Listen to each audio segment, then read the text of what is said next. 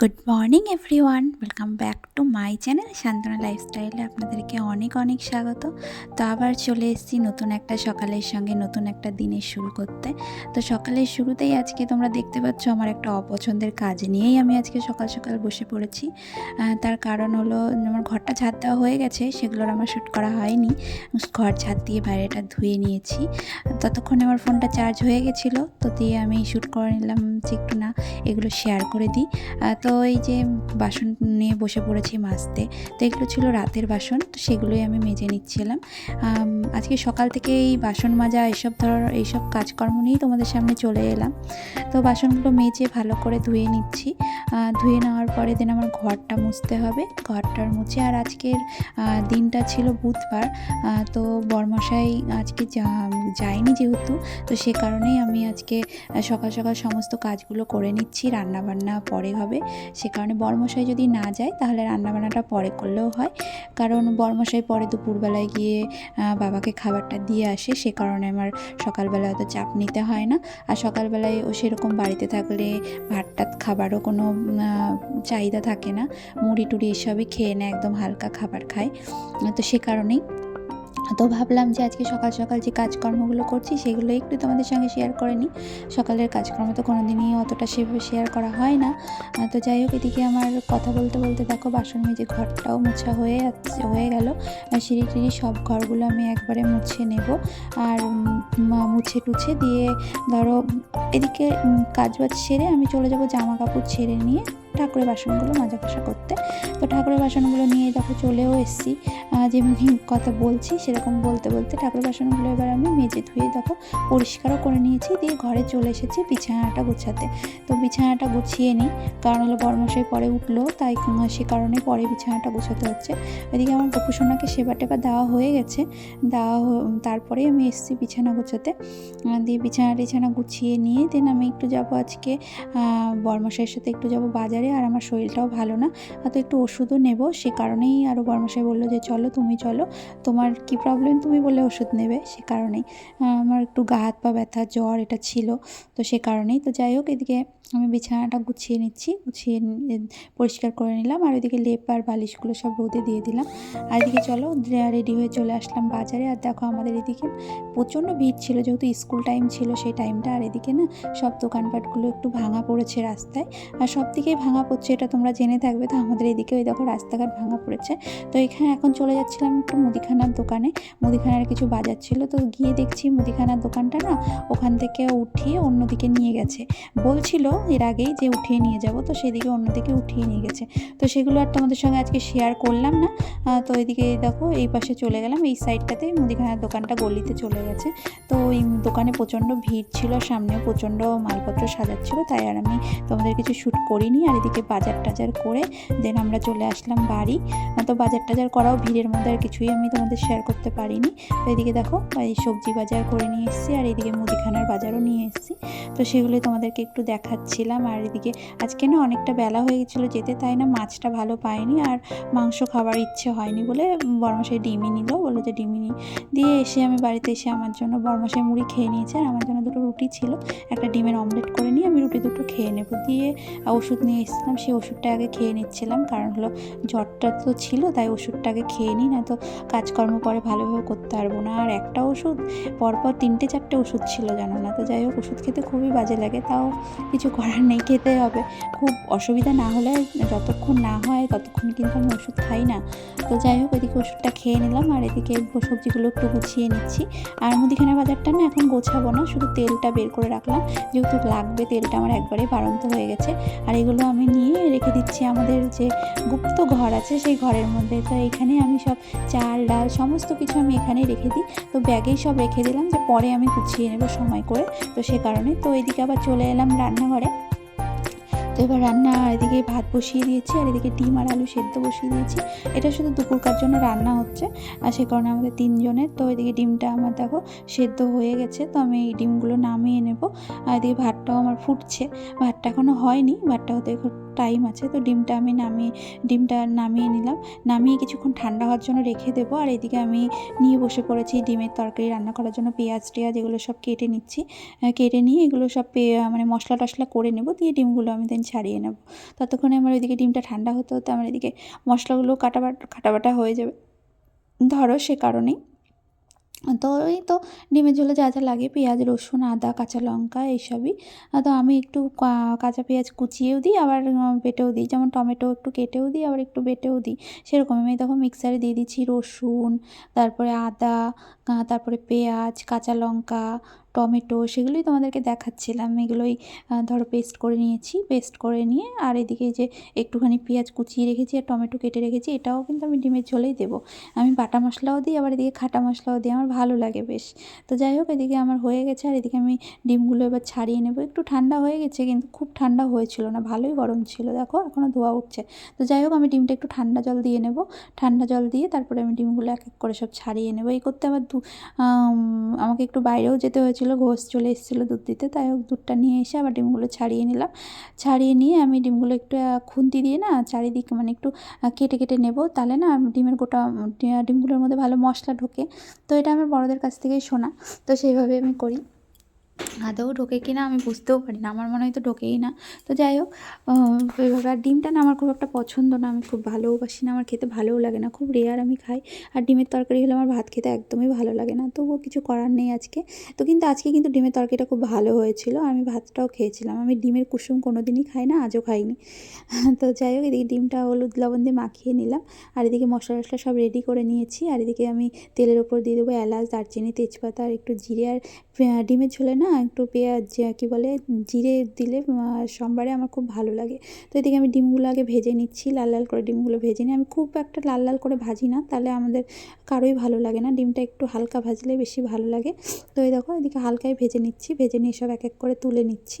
তুলে নিয়ে এদিকে আমি তেলের উপর দিয়ে দিলাম জিরে, দারচিনি, এলাচ, তারপরে কী বলছে তেজপাতা দিয়ে আলুগুলো দিয়ে তারপরে আমি পেঁয়াজগুলো দিলাম। আগে পেঁয়াজগুলো দিলে না কড়াইটা যেভাবে পুড়ে গেছিলো, মানে তেলটা যেভাবে গরম হয়ে গেছিলো পুড়ে যেত, সে কারণে পেঁয়াজটা পরে দিলাম। দিয়ে মশলা দিয়ে আমি টমেটোটা দিয়ে সব গুঁড়ো মশলাগুলো দিয়ে এবার ডিমটা কষাতে বসে দেবো। এই ডিমটা কষতে কষতে আমি এদিকে শাকগুলো বেছে নিচ্ছিলাম। শাকগুলো বেছে নিয়ে ডিমটা ততক্ষণ আমার কষে যাবে, আমি ধিমি আঁচে রান্না করি তো, সে কারণে।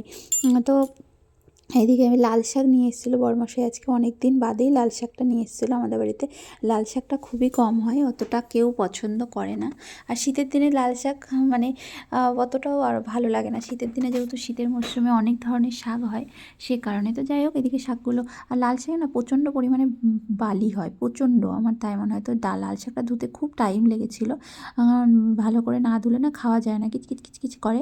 তো যাই হোক, এদিকে আমি শাকগুলো ধুয়ে নিচ্ছি। আর এদিকে তোমাদেরকে দেখাচ্ছিলাম যে কত পরিমাণে বালি, দেখো কত নোংরা। তো যাই হোক, অনেক সময় লেগে গেছিলো আমার শাকগুলো ধুতে। আর ততক্ষণ আমরা এদিকে মশলাটা কষা কষা হয়ে গেছিলো ডিমের তরকারিটা। তো এদিকে মশলাটা একটু ভালো করে লাড়িয়ে চাড়িয়ে নিচ্ছি। দেন আমি একটু লাড়িয়ে চাড়িয়ে নেওয়ার পর এর মধ্যে দিয়ে দেবো জল। জল দিয়ে ডিমের ঝোলটা হতে বসিয়ে দেবো। তো এদিকে জল দিয়ে দিলাম, জল দিয়ে এদিকে ডিমগুলো ফুটে উঠলো। এবার ডিমগুলো দিয়ে দেবো এক এক করে।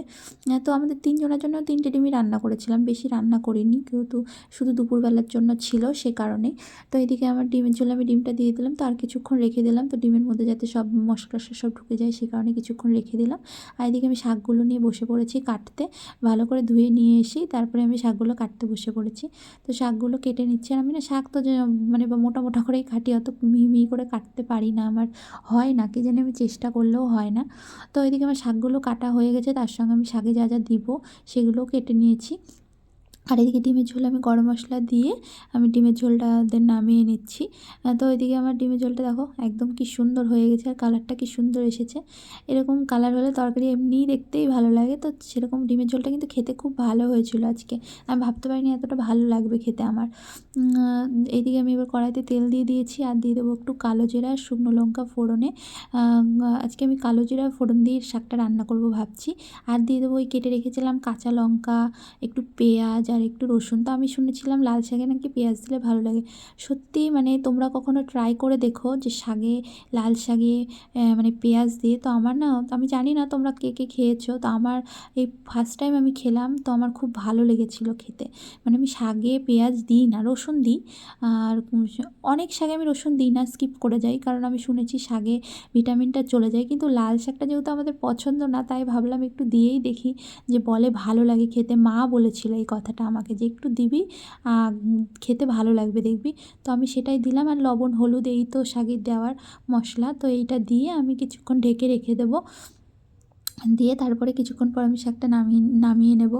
তো তোমরা যারা খেয়েছো পেঁয়াজ দিয়ে শাক, তারা কিন্তু জানবেই কেমন লাগে। তো আজকে শাকটা আর ডিমের ঝোলটা খুবই দুর্দান্তই হয়েছিল, খুবই ভালো লেগেছিলো। আর তার সাথে আমি করেছিলাম আলু ভাজা আজকে। আর আলু ভাজাটা আমার বড়মাসের খুবই পছন্দ হয়েছিল। মানে কি বলবো, ও বারবার বলছিলো আজকে সবথেকে মানে শো টপ বলে না, সেরকম একটা রান্না হয়েছিল আলু ভাজা। কারণ ছাঁকা তেলে আলু ভাজলে এমনিতেই আলু ভাজা খেতে ভালোবাসে ও। আর চাকা তেলে আলু ভাজলে আরোই ভালোবাসে। আর শীতের দিনে এরকম ছোটো ছোটো আলু ভাজা সবারই ভালো লাগে। তো আমি খুব কমই করি না অতটা, খুব একটা, তাও মাঝে সাঝে করি না তা না। এখানে এই 3 দিন পর পর আমার এরকম আলু ভাজা করা হয়ে গেল। কিন্তু বড় মাসির কি জানি আজকেরটাই ভালো লাগলো।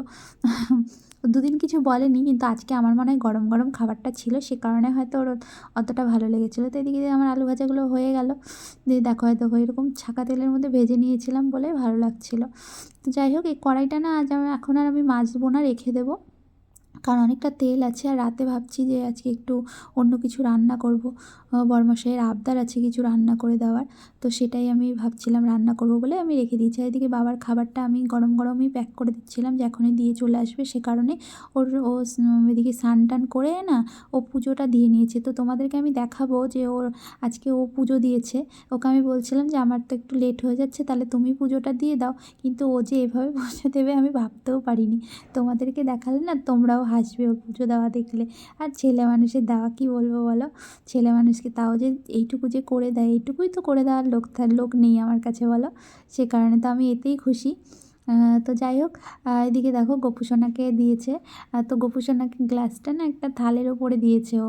আমি কিন্তু এভাবে দিই না, ওর আবার কী মনে হয়েছে একটা থালের ওপরে গ্লাস দিয়েছে। কিন্তু একদিকে কিন্তু ভালোই দেওয়াটা, ওটা ঠিক ছিল। কিন্তু এখানে দেখো কে ধূপদানি এদিকে আর প্রদীপ এইদিকে মুখ করে দেয়, আর ফুলগুলো তো ওর মনে হয় দিতে ইচ্ছা করেনি। আর এদিকে সন্ধ্যাবেলা আমি একটু সন্ধ্যাও দিয়ে নিয়েছিলাম। দিয়ে তারপরে চলে এলাম দেন রান্নাঘরে চা করতে। চা করে নিচ্ছি, একটু আদা দিয়ে আজকে চাটা করছি। আর এটা গুটি চা দিয়ে আমি চা করবো। সবাই গুটি চা দিয়ে দুধ চা খায়, আর আমি গুটি চা দিয়ে লিকার চা খাই। কারণ হলো আদা দিলে না ওই পাতা চা দিয়ে আমার ভালো লাগে না।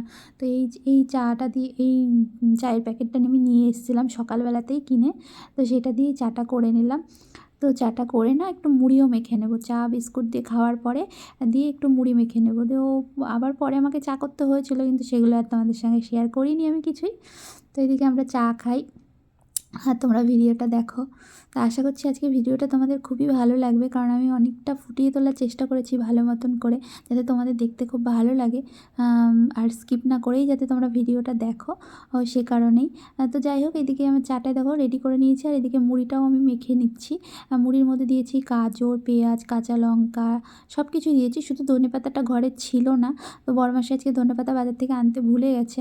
আর ও ভেবেছে বাড়িতে গাছে আছে। তো যাই হোক, বাড়িতে গাছে নেই, গাছগুলো সব হয়ে গেছে, নষ্ট হয়ে গেছে। তো আবার হচ্ছে ছোটো ছোটো করে। তো এদিকে তেল লবণ সব দিয়ে মুড়িটা ভালো করে মেখে নিচ্ছি। দিয়ে এদিকে মুড়ি টুড়ি খেয়ে চাটা খেয়ে আমি চলে এসেছি রাতের রান্নায়। আর বড়মশাইয়ের আবদার ছিল আজকে ঘুগনি। তো মটরটা 2 দিন আগেই ভিজিয়ে রেখেছিলাম। তো বড়মশাই ছিল না, একদিন কলকাতা গেছিলো, তো সে কারণে আর করা হয়েছিল না। তো আজ আমি রাতে ঘুগনিটাই করছি। এদিকে ঘুগনির মশলাটা বেটে মিক্সিতে করে নিচ্ছি। আর এদিকে তেলের মধ্যে দিয়ে দিয়েছিলাম গোটা গরম মশলা, তেজপাতা, আর এদিকে গুঁড়ো মশলা, বাটা মশলা সব দিয়ে মশলাটাকে কষে নিচ্ছি। তো এদিকে ঘুগনিটা না আমার হাতে বরাবরই খুব ভালো হয়। আমার বড়মশাই বলে যে ঘুগনিটা তোমার হাতে খুব ভালো হয়, টেস্টি হয়। বড়মশাই না, আমার মাও বলে ঘুগনিটা খুব ভালো হয়। তো এর আগের দিনে ঘুগনি করেছিলাম, তো আমার শ্বশুরমশাইও বলেছিল ঘুগনিটা খুব ভালো হয়েছে। তো যাই হোক, এই রান্নাটা মানে কিছু কিছু রান্না হয় সেটা বলে যে না তোমার হাতেই ভালো লাগে, অন্য কারো হাতে ভালো লাগে না। তো যাই হোক, এদিকে আমি ঘুগনিও করে নিয়েছি আর করে নিয়েছি গরম গরম রুটি। তো সেটাই দিয়ে দেবো আর রাত্রেবেলা আমরা খেয়ে নেবো। আর আজকের ভিডিওটা তোমাদের কেমন লাগলো অবশ্যই কিন্তু তোমরা কমেন্টের মাধ্যমে জানাবে আর শেয়ার করে দেবে তোমাদের আত্মীয় স্বজন পরিবার সকলের মধ্যে। আর একটা লাইক দিয়ে অবশ্যই অবশ্যই আমাকে মোটিভেট করবে যাতে আমি আরও ভালো ভালো ভিডিও বানাতে পারি। তো এদিকে দেখো গরম মশলা দিয়ে আমি নামিয়ে নিচ্ছি। তো এদিকে আমি ঘুগনিটা নামিয়ে নিই, আমরা খাওয়া দাওয়া করতে থাকি। আর তোমরা ভিডিওটা স্কিপ না করে দেখো আর আমার চ্যানেলটিকে সাপোর্ট করো, আমার চ্যানেলটিকে সাবস্ক্রাইব করো, সাবস্ক্রাইব করে পাশে থাকা যে বেল আইকনটি আছে সেটা টং করে বাজিয়ে দাও, বাজিয়ে দিলেই আমার সমস্ত নতুন নতুন ভিডিওর নোটিফিকেশান তোমাদের কাছে পৌঁছে যাবে। তো এদিকে দেখো আমার রুটিগুলো কী সুন্দর ফুলে উঠেছে আর এদিকে আমি থালায় দিয়েও দিয়েছি। তো আজকের মতো আমরা খেতে থাকি আর তোমরা ভিডিওটা দেখতে থাকো। Tata, bye, good night.